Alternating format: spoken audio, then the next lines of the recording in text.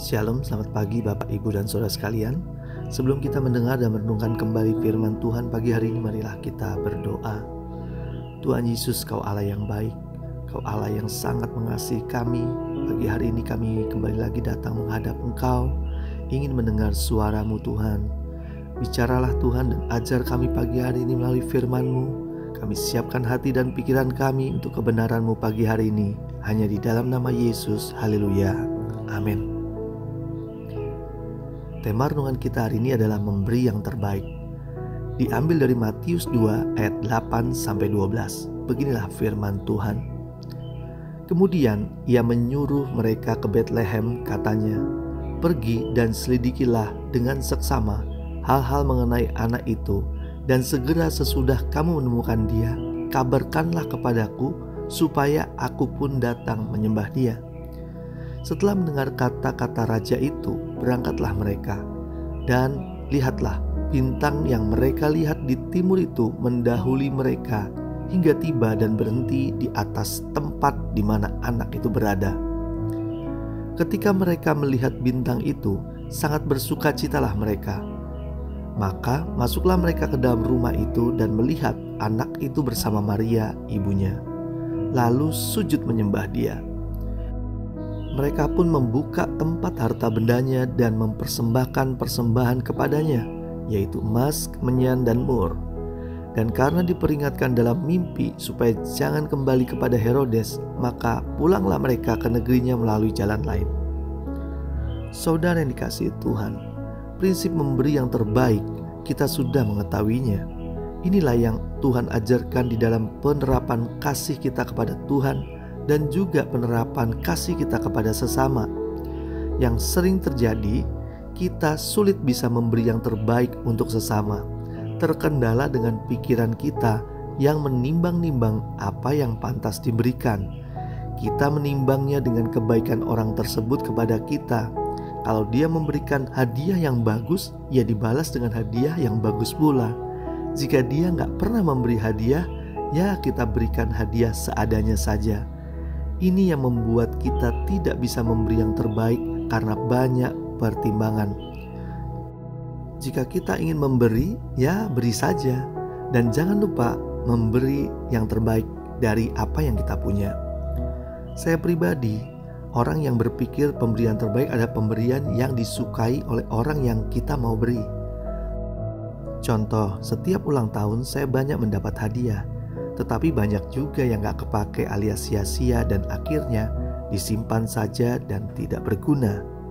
Untuk itu, setiap anak-anak ulang tahun dan juga istri saya berulang tahun, saya lebih senang bertanya dahulu, mau dibelikan apa? Karena benda yang diminta pasti akan berguna dan pasti akan disukai. Itulah pemberian yang terbaik menurut pendapat saya. Saudara yang dikasihi Tuhan, orang Majus jauh-jauh datang untuk mencari di mana kelahiran bayi Yesus melalui petunjuk bintang itu bukan hal yang mudah. Mereka harus melalui padang gurun dengan segala tantangannya seperti cuaca yang ekstrim, adanya binatang buas, perampok, badai pasir, dan lain-lain. Serta mereka juga harus membawa perbekalan berupa makanan minuman karena perjalanannya cukup jauh dan juga jarang ditemukan mata air. Itu semua mereka jalani dengan segala persiapan yang baik. Itu semua mereka jalani untuk memberikan yang terbaik bagi Tuhan. Apa pemberian yang terbaik yang mereka berikan? Mari kita baca di ayat 11. Maka masuklah mereka ke dalam rumah itu dan melihat anak itu bersama Maria ibunya, lalu sujud menyembah dia. Mereka pun membuka tempat harta bendanya dan mempersembahkan persembahan kepadanya, yaitu emas, kemenyan, dan mur. Pemberian terbaik bagi Tuhan dicatatkan di ayat di atas adalah penyembahan. Saya ulang, penyembahan.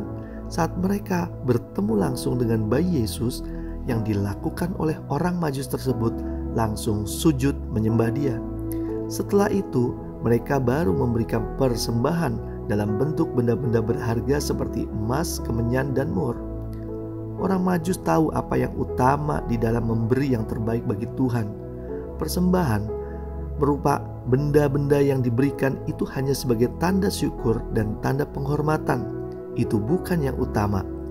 Tuhan tidak menginginkan harta kita, karena harta benda di dunia ini semuanya adalah miliknya. Tetapi yang diinginkannya adalah penyembahan kita sebagai ciptaan yang menghargai dan menghormati Sang Pencipta. Penyembahan kita adalah pemberian terbaik yang harus kita berikan kepada Tuhan. Allah kita adalah Allah yang senang disembah. Dia gak butuh harta kita, Dia butuh hati kita. Mari di saat Natal ini kita diingatkan kembali untuk memberi yang terbaik kepada Tuhan melalui penyembahan kita. Penyembahan adalah pemberian yang terbaik bagi Tuhan, karena hal itu menyenangkan hati Tuhan. Saat kita bisa memberi apa yang paling disukai, artinya kita telah memberi yang terbaik. Mari kita berdoa. Terima kasih Tuhan Yesus untuk kebenaran yang kami boleh dengar pagi hari ini. Kami mengerti bagaimana memberi yang terbaik bagi Engkau. Kami mau memberi penyembahan yang terbaik bagi Engkau, karena Engkau Allah yang layak disembah. Terima kasih Tuhan.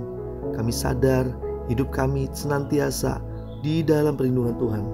Dan pagi hari ini kami hendak juga memohon berkat-berkat Tuhan mengalir dalam kehidupan kami. Berkat secara rohani, berkat secara jasmani. Kami terima itu semua hanya di dalam nama Yesus. Haleluya. Amin. Tuhan Yesus memberkati.